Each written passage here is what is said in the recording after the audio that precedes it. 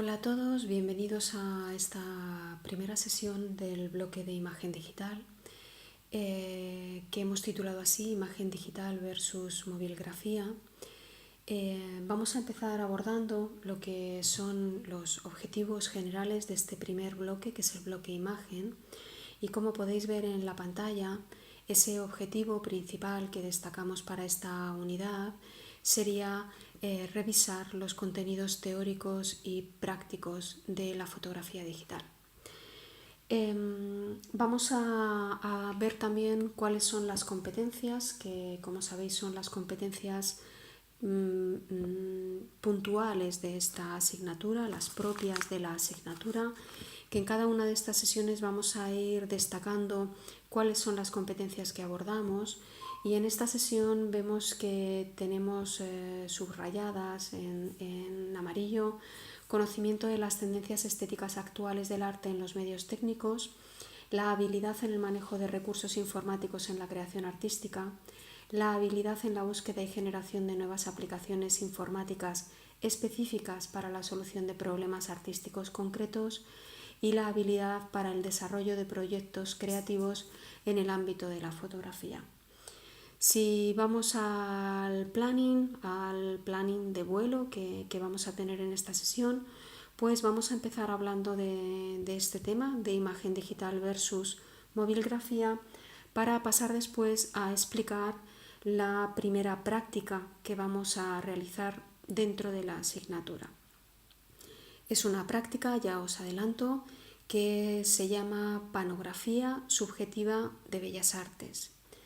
Los objetivos de esta sesión de hoy pues serían entender la dinámica actual en cuanto a la creación y difusión de producción fotográfica y valorar pros y contras de dispositivos y redes. Empezamos pues con esta frase que dice: Your phone camera is your best camera because it's always with you. Y creo que no me equivoco si cuando os pregunto con qué cámara habéis realizado la mayor parte de las fotografías pues durante este verano pasado, creo que absolutamente o prácticamente todos los que estamos aquí contestaríamos que con nuestro teléfono móvil. Con lo cual, bueno, esto nos da ya bastante que pensar, ¿no? Porque incluso en los momentos que son importantes en nuestras vidas, ya no recurrimos tanto a una cámara reflex, una cámara fotográfica de gran calidad, sino que siempre tenemos a mano nuestro teléfono móvil, que es, sin lugar a dudas, ese aparato con el que documentamos nuestras vidas y con el que nosotros, en tanto que artista, documentamos nuestra producción. Hay algunos datos, ¿no?, que bueno, son muy esclarecedores, como por ejemplo cuando pensamos en cuántas horas al día tenemos el móvil al alcance de la mano. Según estudios del año pasado, decían estos estudios que alrededor de 23 horas al día. Yo creo que la mayor parte de nosotros tenemos el móvil cerca prácticamente 24 horas al día, porque quizá antes había algunos espacios reservados en los que el móvil no entraba, pero hoy en día me parece que estos espacios han perdido, ¿no?, ese estatus. Con lo cual, hoy en día hay familias en las que no hay ni un solo ordenador, pero sí tienen smartphones, y esto cada vez es más común. Por lo tanto, tenemos que pensar, en tanto que creadores, que no solo las personas que son potenciales usuarios o potenciales visitantes de nuestra obra, no solo ven las exposiciones, la información en general a través de sus teléfonos móviles, sino que también documentarán con ellos. Y esto es una reflexión importante, porque cuando nosotros produzcamos obra artística, tenemos que pensar, y esta obra se distribuye a través de las pantallas, tenemos que pensar que esos contenidos tienen que estar adaptados. Es decir, esos contenidos tienen que ser mobile friendly, tienen que estar adaptados para las pantallas y los sistemas operativos de esos teléfonos móviles. Decíamos, durante casi 24 horas tenemos los teléfonos móviles cerca. Podríamos decir que todo el mundo, o el mundo entero, es móvil ahora. Estos son datos del año pasado. El móvil supera por primera vez al ordenador para acceder a Internet. Más del 50% de las búsquedas en navegadores se hacen a través de los móviles. Y fijaos, por ejemplo, el 75% del uso de Internet, el 75% será móvil en 2017. Estos son datos del año pasado. Si nos vamos a las gráficas de este año, pues también son impresionantes, ¿no? Podemos ver no solamente la cantidad de usuarios, urbanización, ¿no? de los usuarios, sino también los usuarios móviles. Fijaos que los contenidos tienen un 80% de penetración a través de los móviles, ¿no? Creo que son datos que nos obligan a pensar que tanto los móviles como las redes sociales asociadas a los mismos, ¿no? a las que accedemos a través de los mismos, son parte importante, son parte obligada, ¿no? en ese panorama en el que nosotros tenemos que proyectar nuestras creaciones. Este gráfico que vemos ahora mismo en pantalla, las redes sociales más activas, podemos ver WhatsApp como la red social tipo Messenger, chat, la más utilizada, y vemos también YouTube en segundo lugar, después Facebook y por último Instagram, después Twitter y luego ya Google y otras. Creo que hay algunos datos que son cuestionables. Por ejemplo, en este último año, estos 2 últimos años, Instagram es una red que ha cobrado muchísima fuerza y que sin embargo ahí vemos que está en cuarto lugar. Yo creo que estos datos no se corresponden con la realidad y me parece que no es que esté mal hecho el estudio.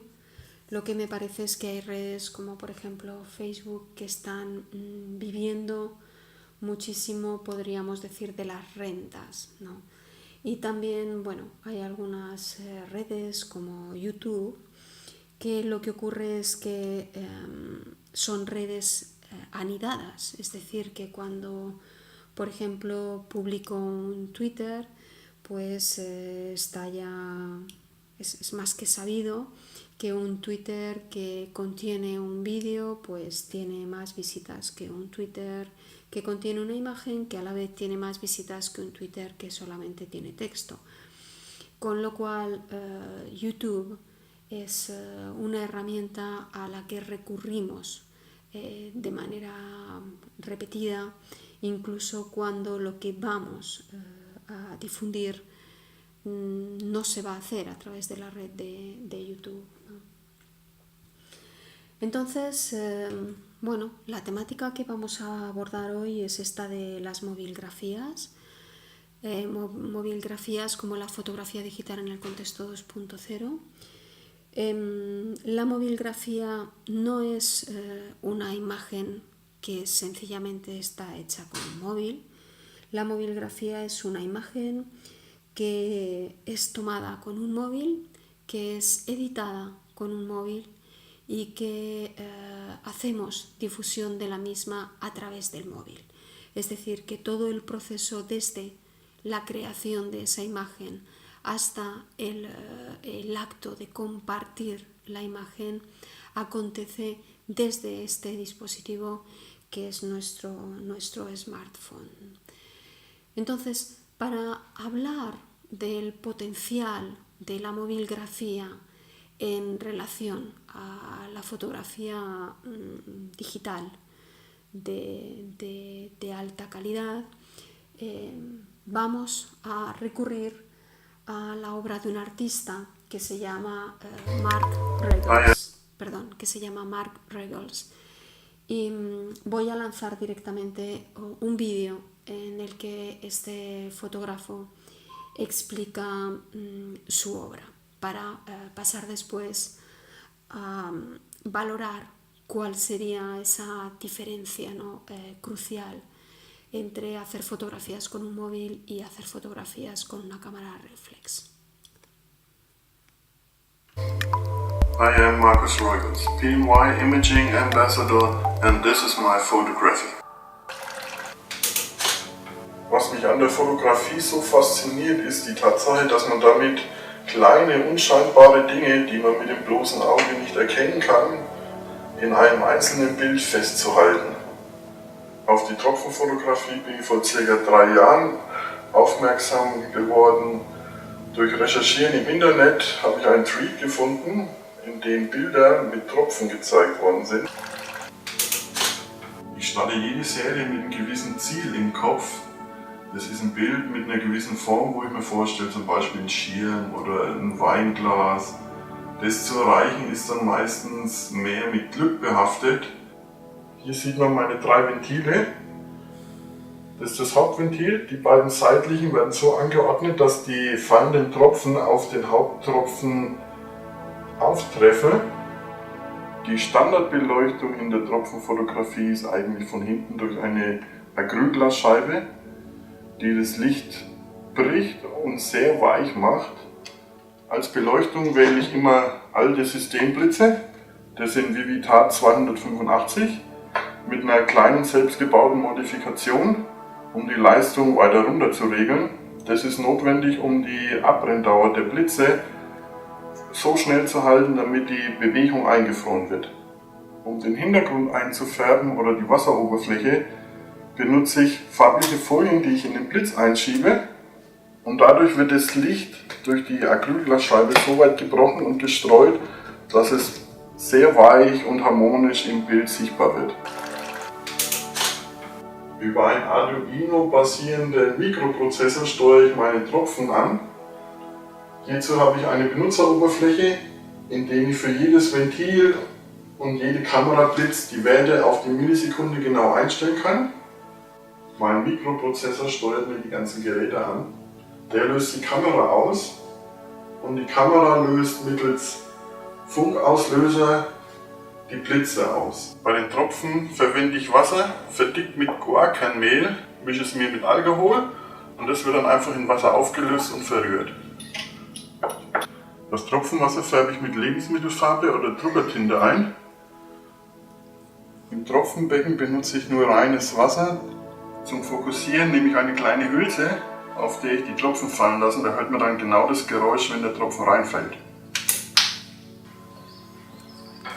Dann wechsle ich jetzt einfach mal zu meinem Kameraprogramm.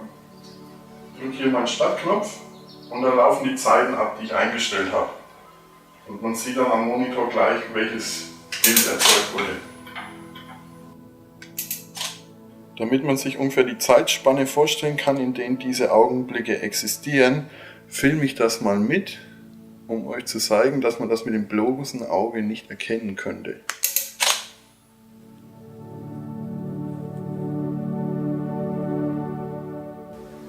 Hier zeige ich meine grundlegende Bearbeitung. Als erstes nehme ich die Tonwerte. Bueno, como podéis ver, no voy a poner todo el vídeo. La obra de Mark Regals, que es una obra que viene haciendo ya desde hace bastantes años, con un éxito que se mantiene, bueno, pues se asemeja, ¿no?, a esto que tenéis en pantalla. Son algunas de sus producciones.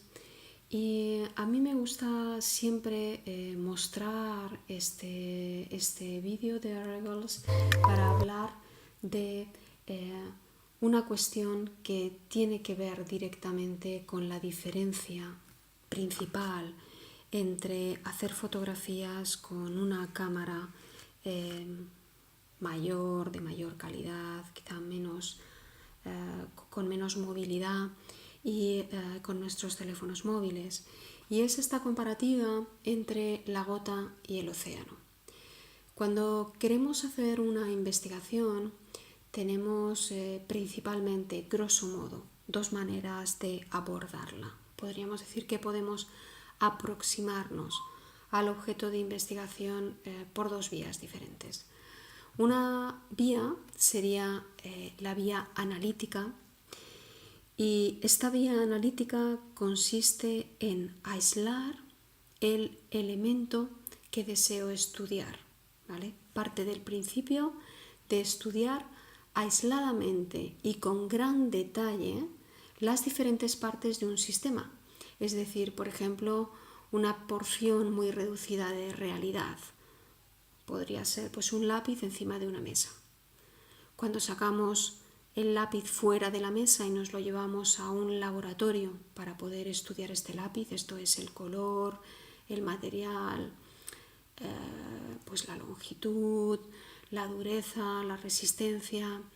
Cuando nosotros sacamos el lápiz de esa habitación, el lápiz pierde parte del significado que le viene por el contexto en el que se encuentra. Es decir, no es lo mismo un lápiz encima del mostrador de un banco en un parque o de un banco donde se guarda el dinero, a un lápiz, por ejemplo, que está encima de la mesa de un dibujante o un lápiz que está en la mesa de un carpintero. Entonces, si lo estudiamos de manera analítica, nosotros sacamos el lápiz fuera del contexto en el que se encontraba y empezamos a estudiarlo.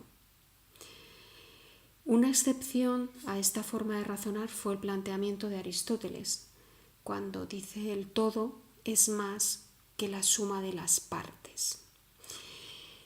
No diría enfrente, pero de manera divergente podemos encontrar el enfoque sistémico, de manera divergente a este enfoque primero que he explicado, que sería el analítico. El enfoque sistémico lo que hace es estudiar este elemento, en el ejemplo el lápiz, encima de la mesa. Es decir, tenemos un elemento que es de madera, que es de tal color, que mide tanto y que está encima de una mesa, que está dentro de un estudio, que está dentro de la ciudad de Murcia, en España, tal día, a tal hora.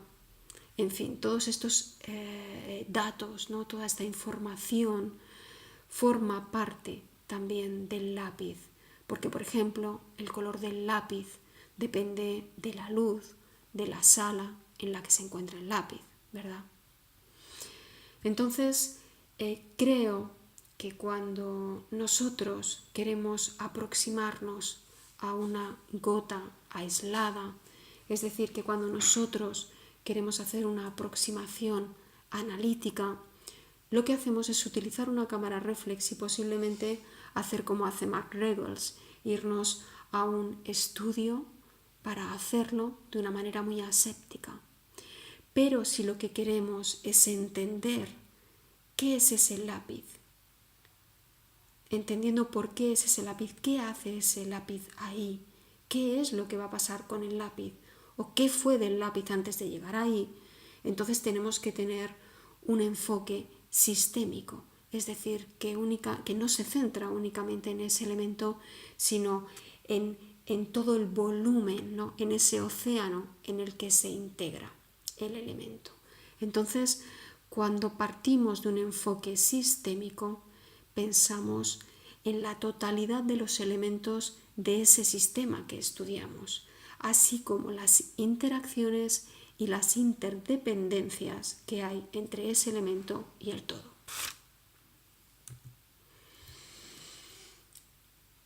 People are doing a lot more with mobile photography nowadays than simply taking photos of their birthday parties or their cats.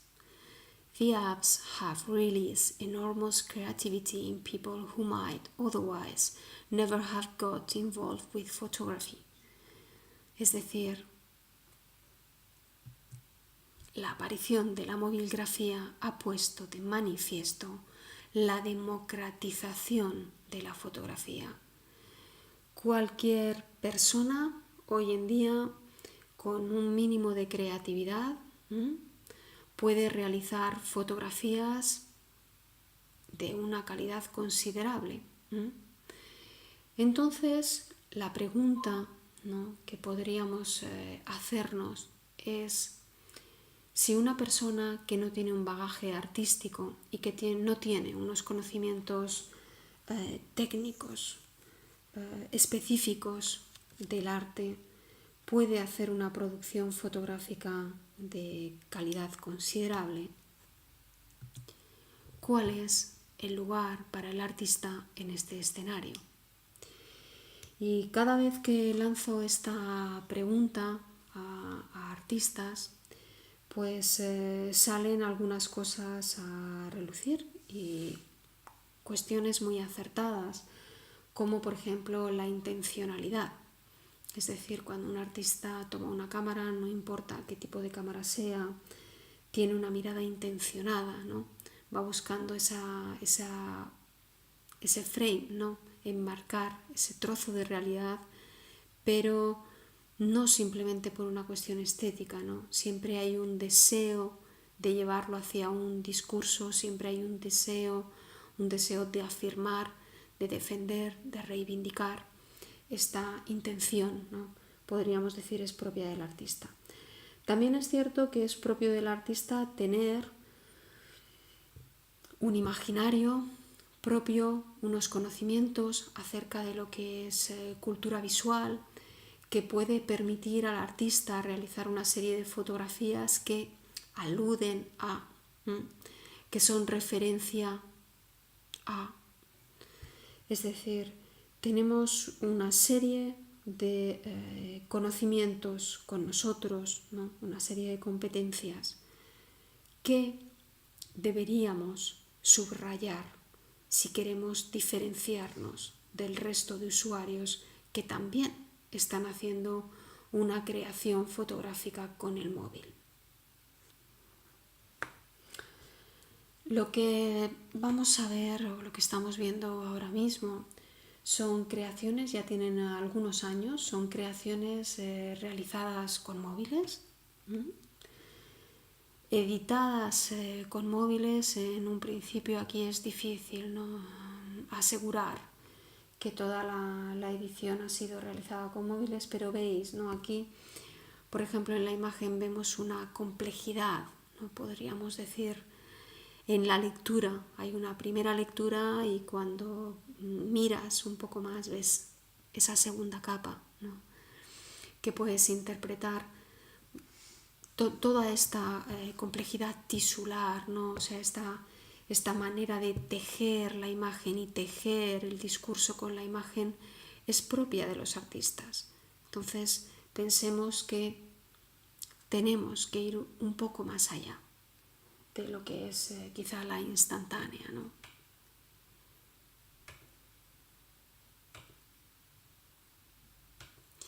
Fijaos que he puesto aquí el perfil, es un perfil de Flickr y me interesa indicar, ¿no?, cómo cuando encontramos un artista que entendemos que tiene una producción fotográfica de valor en las redes, la manera de investigar, ¿no?, o de rastrear, podríamos decir, las raíces de este artista, y no me refiero a las raíces personales, por supuesto, me refiero a los referentes, ¿no?, de los que está bebiendo este artista, es seguir sus conexiones. De la misma manera que cuando hacemos una investigación, pues si nos interesa un teórico concreto, si nos interesa Fontcuberta como artista, podríamos pensar, voy a leer lo que dice Fontcuberta, voy a ver a quién cita Fontcuberta, cuáles son los referentes de Fontcuberta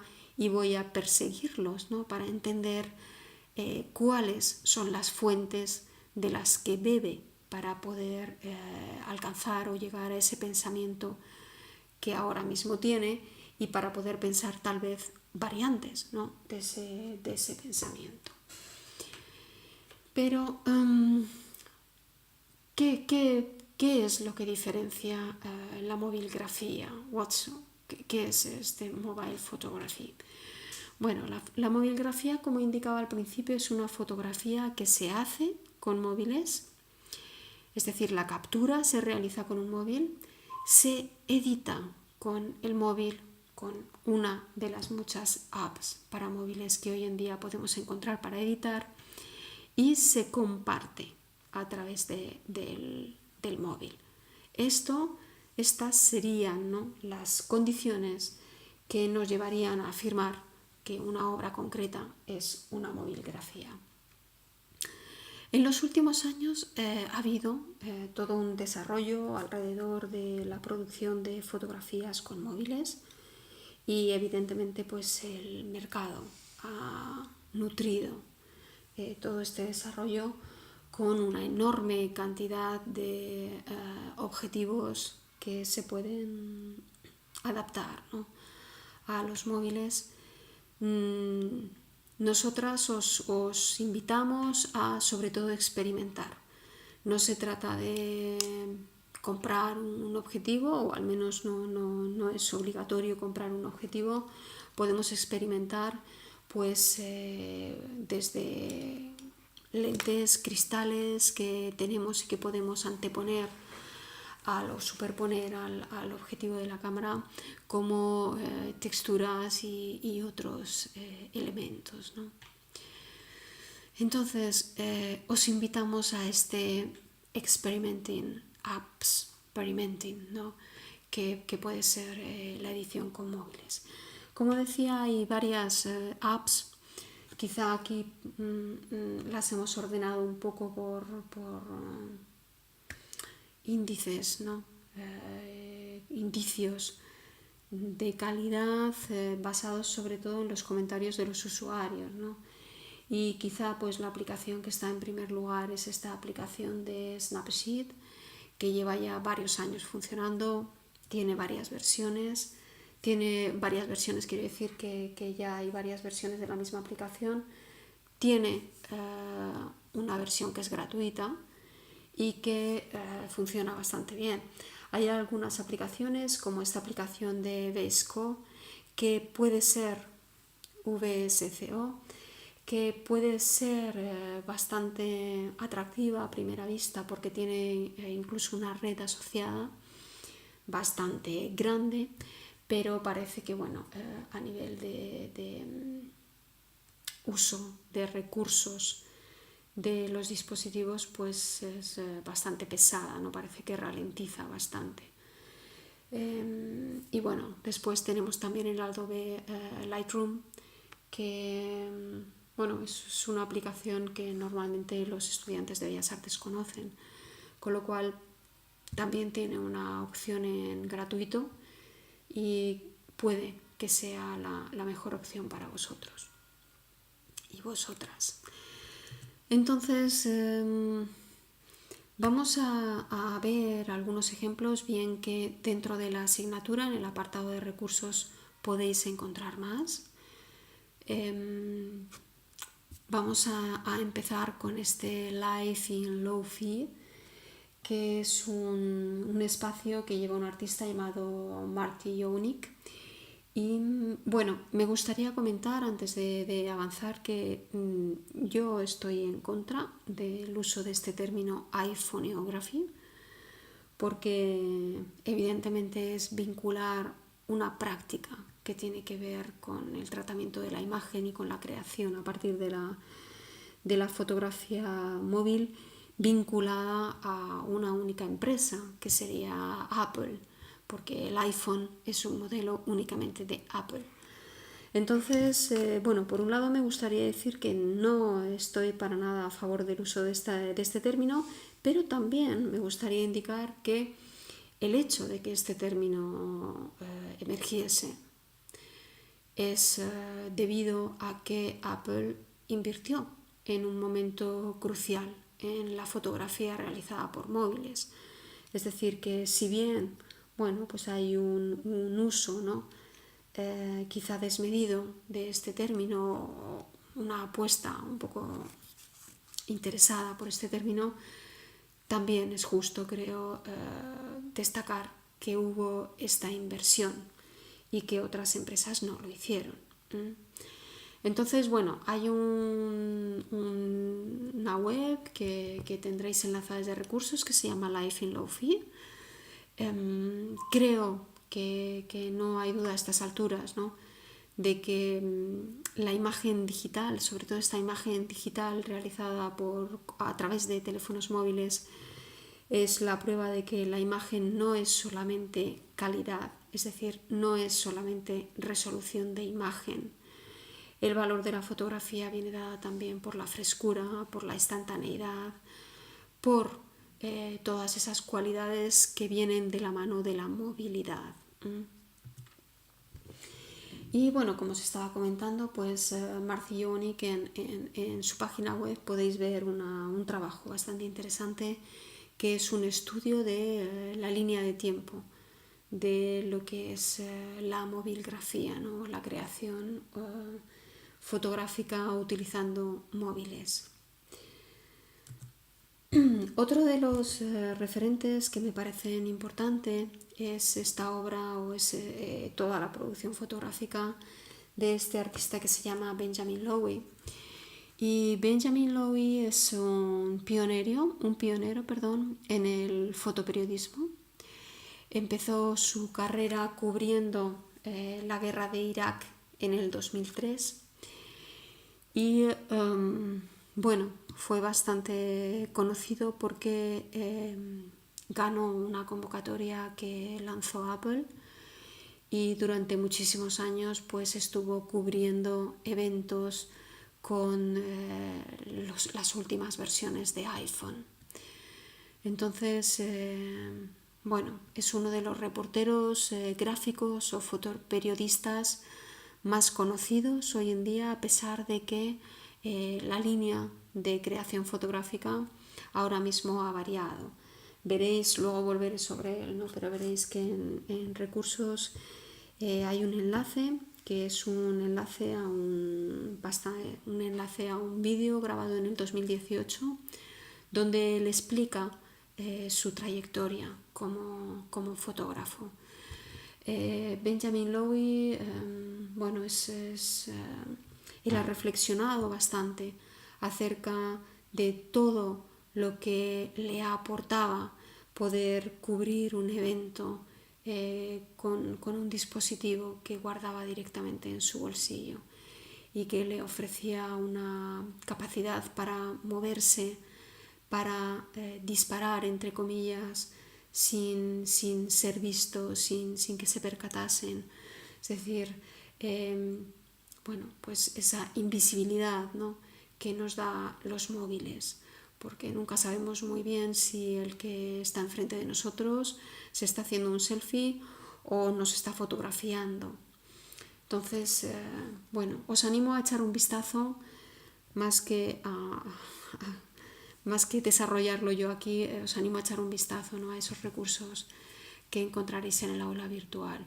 Entonces, bueno, aquí veis algunas de las imágenes que lo voy a desarrollar durante estos años, y esta imagen que vemos aquí es una imagen más reciente. Fijaos que este artista ha reflexionado bastante acerca de cuál era la materia que aparecía en su producción fotográfica. Es una reflexión bastante desde dentro, profunda, acerca de cuál es el valor de su fotografía, porque muchas veces el valor venía dado por el dolor, ¿no?, que suponía la imagen que él estaba representando, que él estaba capturando. Y la trayectoria, la línea que ha seguido, pues diverge un poco de esta primera con la que se hizo famoso, Y bueno, como decía, esta captura que vemos aquí es una captura de este vídeo en el que le explica la trayectoria, y él dice que está ahora mismo produciendo una serie de imágenes que son disruptivas, ¿no? Que son imágenes que interpelan, pero no por el dolor que puedan contener, por ese sufrimiento, sino por el extrañamiento que pueden producir y que le dan pie para poder proponer narrativas a partir de ese estado, ¿no? disruptivo. Entonces, es bastante interesante. Yo os animo, ¿no? Encarecidamente a que echéis un vistazo a ese vídeo, que, como digo, está en los recursos del aula virtual. Entonces, vamos a resumir, a intentar concluir hasta ahora lo que estamos viendo. Por un lado, vamos a afirmar que la imagen digital en la actualidad nos permite, y esto no hay duda, generar imágenes de gran resolución gracias a potentes cámaras reflex, que la tecnología móvil, smartphones y similares, sobre todo smartphones, avanza en calidad, pero ante todo prima la agilidad, la movilidad, la instantaneidad, la capacidad para poder hacer una difusión inmediata de lo que estamos capturando, que las comunidades integran la tecnología en sus vidas. Los dispositivos y los fenómenos que se asocian a ellos forman parte de lo que consideramos vivir. Hoy en día las redes sociales forman parte de nuestras vidas. Si el arte se acerca a la vida, juega posiblemente con las tecnologías de la misma. Si el arte y vida son lo mismo, ¿no? Como defendían muchos artistas del siglo pasado, pues tenemos que pensar, ¿no? que el arte también tiene en cuenta esas tecnologías que están asociadas a nuestras vidas, ¿no? Entonces, cuestiones que son fundamentales y sobre las que tendremos que reflexionar, no solamente ahora en esta unidad, sino a lo largo de la asignatura: el rol del artista. ¿Cuál es el rol del artista en esta sociedad que vivimos? ¿Qué sería el aura de la obra de arte hoy en día? Si ya no viene dado por ese virtuosismo tecnológico que en otro tiempo sí tuvo, ¿de dónde procede este aura? Y otras cuestiones, por ejemplo, que es hoy en día, ¿no? O cómo interpretaríamos la genialidad, ¿no? Del artista. Bueno, cuestiones que volverán en los otros bloques también. Y vamos a pasar ahora a describir cuál es la práctica que está asociada a este bloque.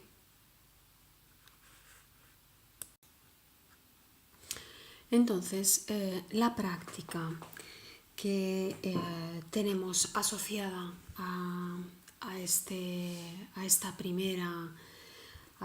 primer bloque es una práctica, como decía, es una práctica de calentamiento. Es una práctica cuyo valor cuyo valor en las calificaciones no es comparable a un ejercicio final de bloque, pero sí es comparable a lo que llamamos y ya vimos que entendemos por evaluaciones periódicas. Es decir, esos ejercicios en los que hacemos un test y después se añade un anexo que es un pequeño ejercicio.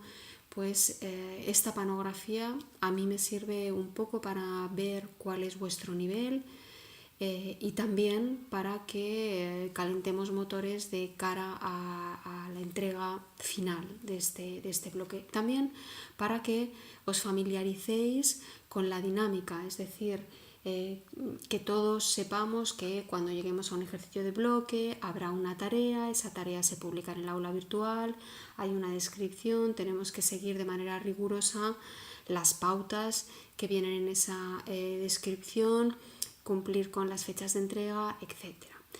Entonces, este ejercicio, que se titula Panografía subjetiva de Bellas Artes, tiene fundamentalmente como objetivos describir un espacio que es real o ficticio, que refleje una visión personal grupal, evidentemente, porque el ejercicio se hace en grupo, bien que también se puede plantear en solitario, como ejercicio individual.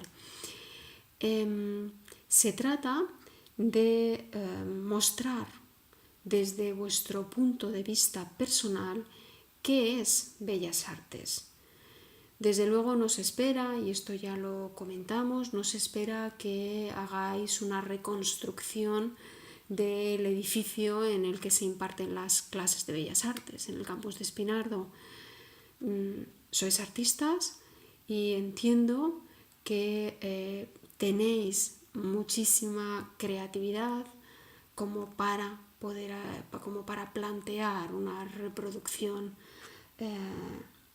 literal de lo que es un edificio, que por otro lado no es Bellas Artes, porque el edificio sin el contenido, es decir, sin el capital humano que hay dentro, no sería más que un edificio.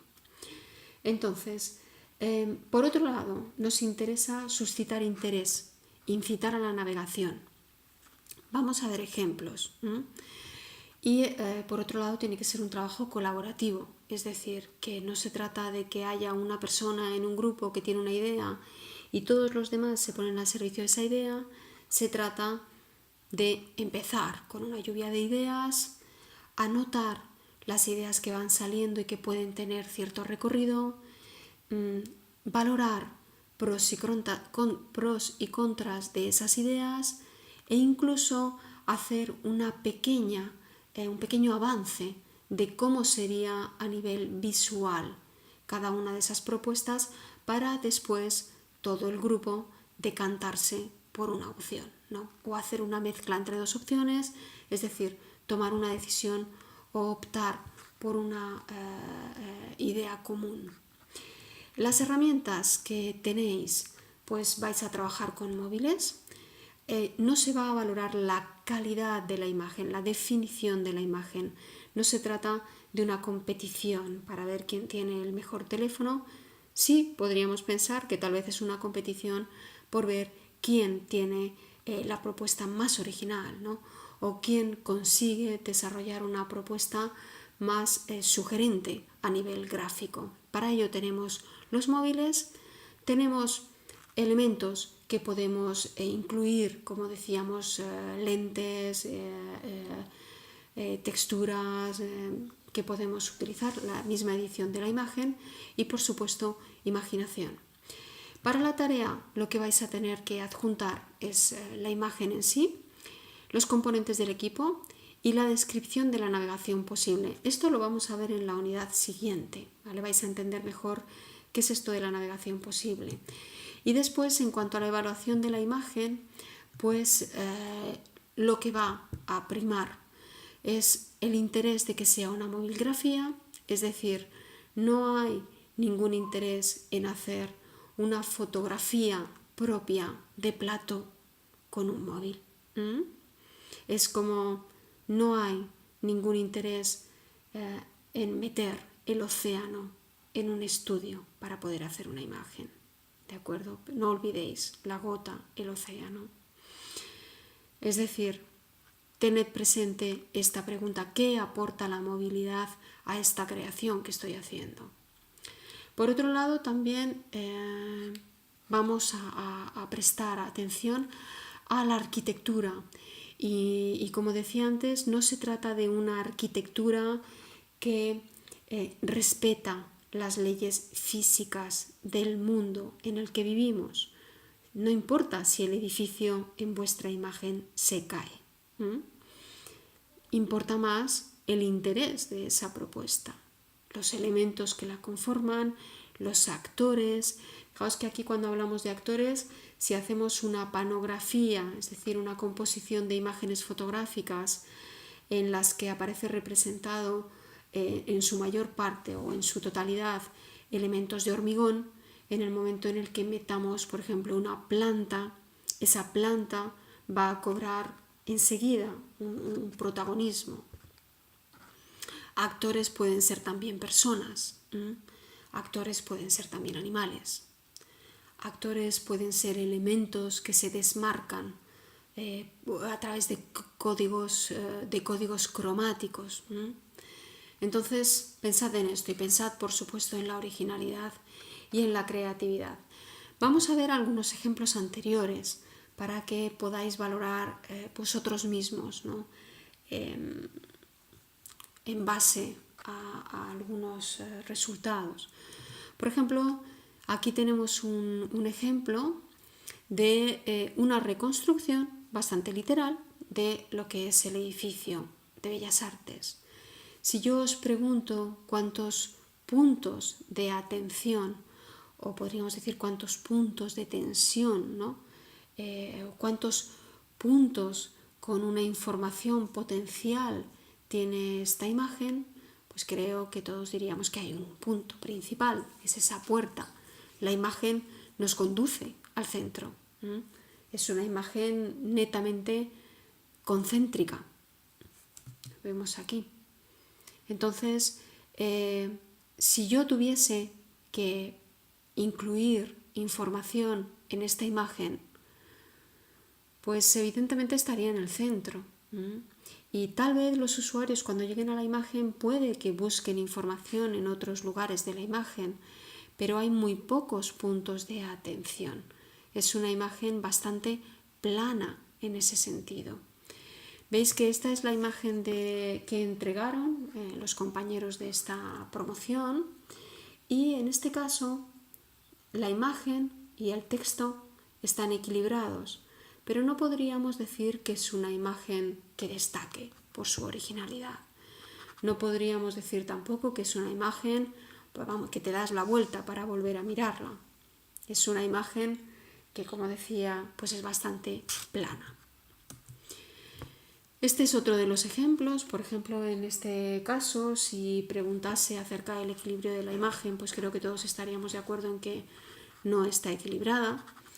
Pero pongo este ejemplo porque cuando nosotros creamos una imagen tenemos que pensar también en cuál es la narrativa implícita. Es decir, cada imagen tiene una jerarquía en su estructura. Y esta jerarquía es la que hace que primero veamos ciertos elementos y después, cuando ya llevamos más tiempo mirando la imagen, empezamos a descubrir esos otros, que están más escondidos o que aparecen a una escala menor o que tienen lugares que son oposiciones dentro del plano menos privilegiadas. En el caso de esta imagen, si yo os preguntase cuál es el orden de lectura, como ya me ha pasado en alguna ocasión, pues tendría esas respuestas de, está claro, hay números, el número 1 es lo primero. Justamente porque somos artistas y justamente porque tenemos tal vez una cantidad de creatividad mayor que otras personas especialistas en otros ámbitos, pues me parece que debemos tener los recursos necesarios para no vernos obligados a utilizar números a la hora de marcar un hilo de lectura.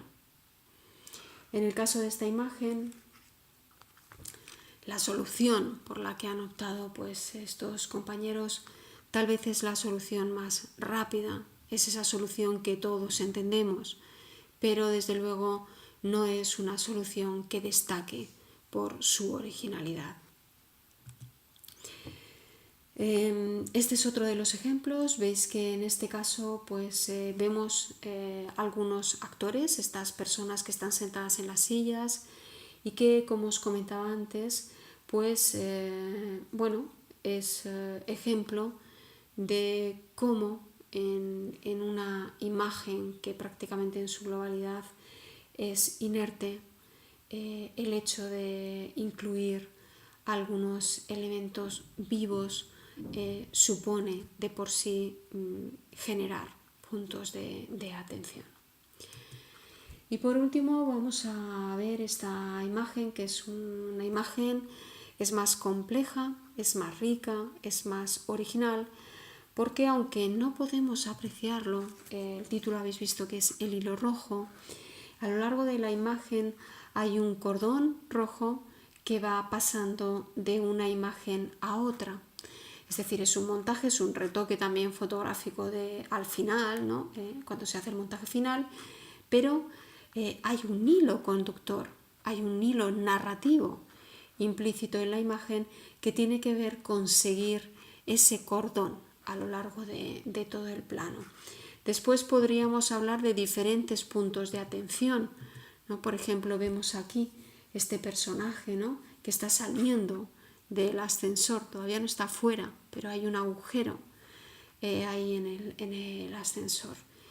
Y bueno, en general pues veis cómo está construida también la imagen, guardando esa frescura, ¿no?, de las capturas fotográficas móviles.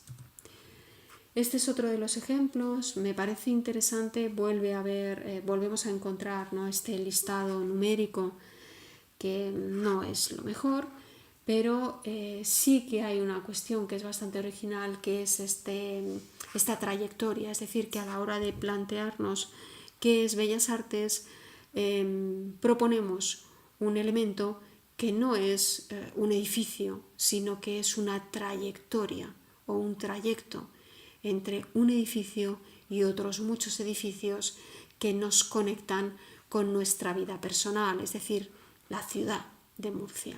Entonces, en este sentido, este viaje desde el fuera hacia el dentro del edificio es bastante particular. Y este es otro de los ejemplos, es un ejemplo que me parece bastante destacable, porque es un ejemplo que está compuesto por dos capas.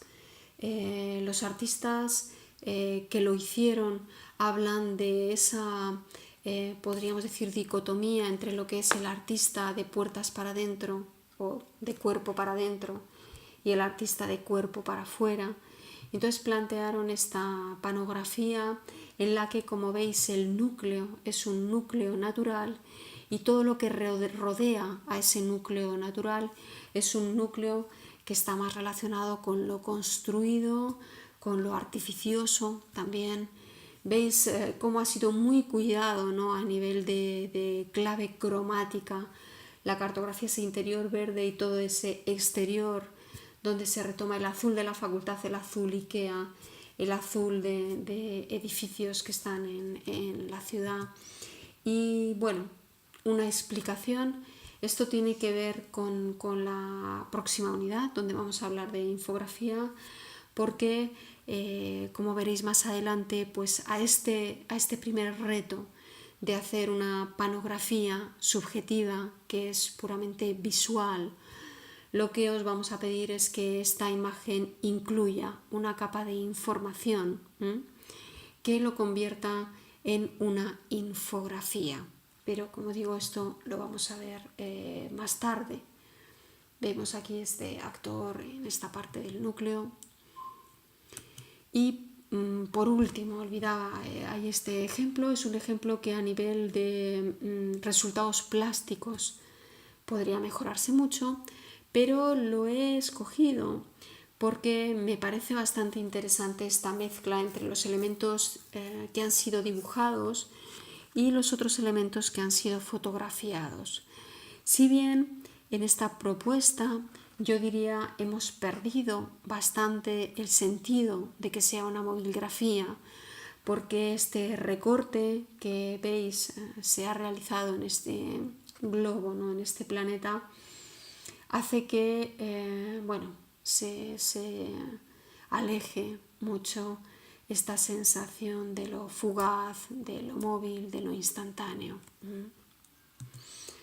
Y bueno, si buscamos, he puesto aquí algunos ejemplos, si buscáis panografía, por ejemplo, en un motor como Flickr, pues veréis que una panografía es una composición a base de imágenes, puede ser, por ejemplo, un 360 grados que hemos hecho tomando diferentes capturas y que después montamos en un programa de edición de imagen, O puede ser, pues no un 360, sino simplemente un landscape, un panorama.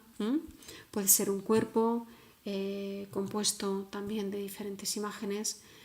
Pero como veis, pues estas imágenes que encontramos aquí en Flickr son imágenes que respetan las leyes físicas, podríamos decir, de ese espacio real que representan.